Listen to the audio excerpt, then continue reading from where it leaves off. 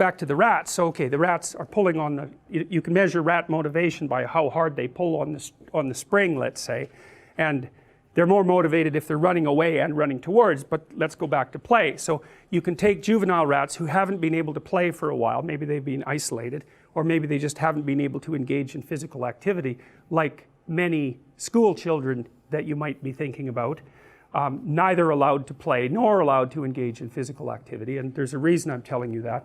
So anyways, you get one of these little rats and you can measure how hard he'll pull to go out and play, or how many buttons he'll push, you know, and that gives you an indication of his motivation. So anyways, you can see that a play-deprived juvenile rat will fight harder to play than a non-play deprived juvenile rat, and so you can infer that the rat wants to go play.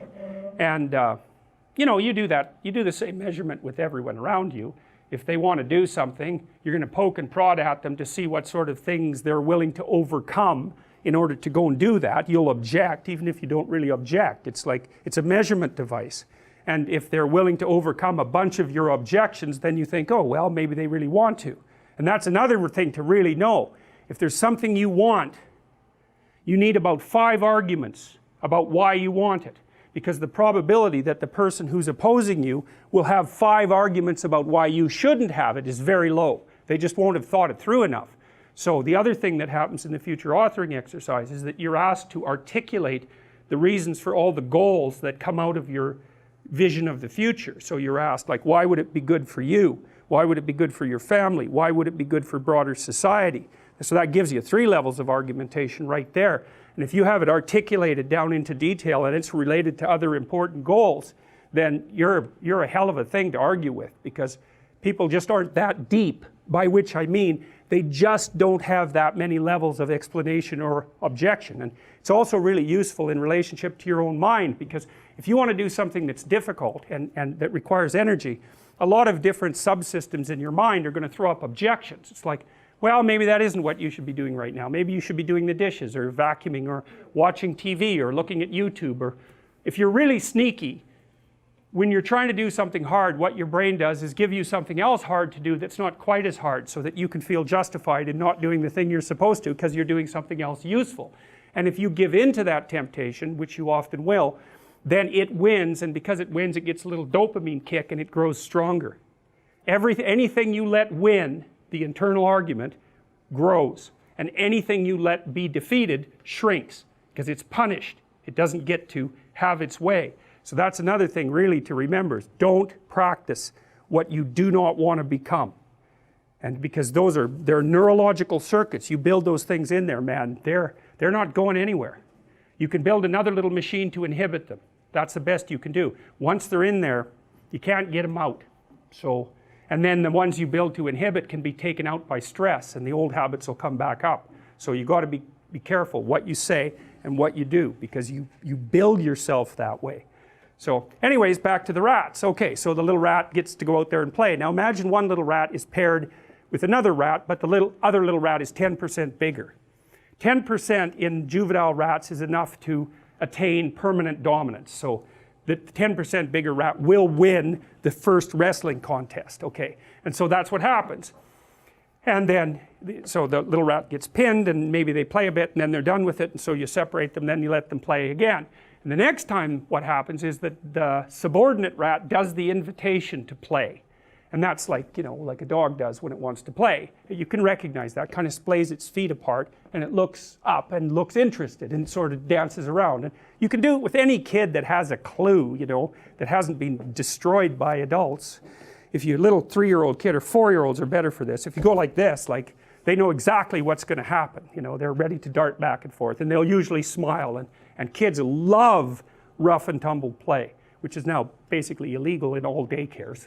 It seriously is. Kids need it so desperately, because it teaches them the limits of their body and your body, and it teaches them what's painful and what isn't, and it teaches them the dance of play. And without that, they're just little disembodied blobs. Like, they have no finesse. That's what you're checking out when you dance with someone, you know. You're seeing if they have that fluency and facility for mutual reciprocal action embodied in them, and if they're kind of like this, you know, and just have no sense of rhythm and don't pay any attention to you and all of that, you have reason to question whether they actually inhabit their body and whether they can engage in a mutual interaction, a physical interaction that's going to be reciprocal and mutually satisfying. It's really important to check out. And a lot of that rough and tumble play, even interactions between a child and its mother. If you have a happy mother and a happy infant, and you videotape them and you speed up the videotape, you'll see that they're dancing. So one responds, then the other responds, then the other responds. It might just be with eye gaze and movement and all of that, but there's a dynamic interplay which you don't see with depressed mothers and their infants. So, okay, so back to play. So the little rat who is the subordinate one, he has to do the invitation, and then the big rat can agree to play because he's in the dominant position. But if you pair them repeatedly, and this is really worth thinking about, because see, morality emerges out of repeated interactions.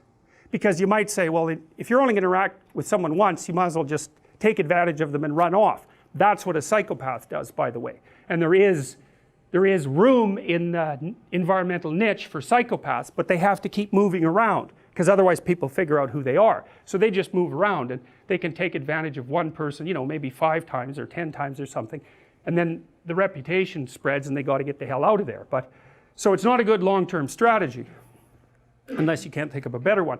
So anyways, if you repeatedly pair these rats, unless the big rat lets the little rat win at least 30% of the time, the little rat will not ask the big rat to play. And it's a staggering discovery. It's a staggering discovery because you've got the emergence there of a implicit morality, essentially, that's even incarnated in rats, that emerges across multiple play sessions. It's like, yes, exactly, that's exactly what Piaget said about the emergence of morality. It's exactly the same idea at the rat level. So it's a massively, and the fact that there's a circuit, a separate neurophysiological circuit that's actually specialized for that sort of thing is also a big deal. Now the other thing Panksepp figured out is that if you deprive juvenile rats of the opportunity to engage in rough and tumble play, their prefrontal cortexes don't develop properly and they become impulsive and restless, and then you can fix them with methylphenidate or Ritalin. And those are the drugs that are used to fix hyperactive kids, most of whom are male. And that's because, well, really, you're going to take your 6-year-old, your 5-year-old, you're going to put them in a desk, you're going to get them to sit there for 6 hours. That's your plan, right? That's a stupid plan. And they're denied the opportunity to engage in play. And that means that their ability to become social is being impaired. It may cause neurological impairment, that's what the rat evidence suggests. And then you suppress that with amphetamines, because amphetamines actually don't activate the play circuit. They activate a different circuit which will suppress the play circuit. So it's it's not very wise. And I'm not going to go off on that tangent because I could tell you why the school systems were set up that way, which I probably will at some point, because it's quite an interesting story in and of itself. And it's the reason all you guys are sitting in desks right now. Somebody laughingly referred to this once as grade 15, which I thought was pretty funny given the, well, look at the bloody place, you know. Oh, hideous.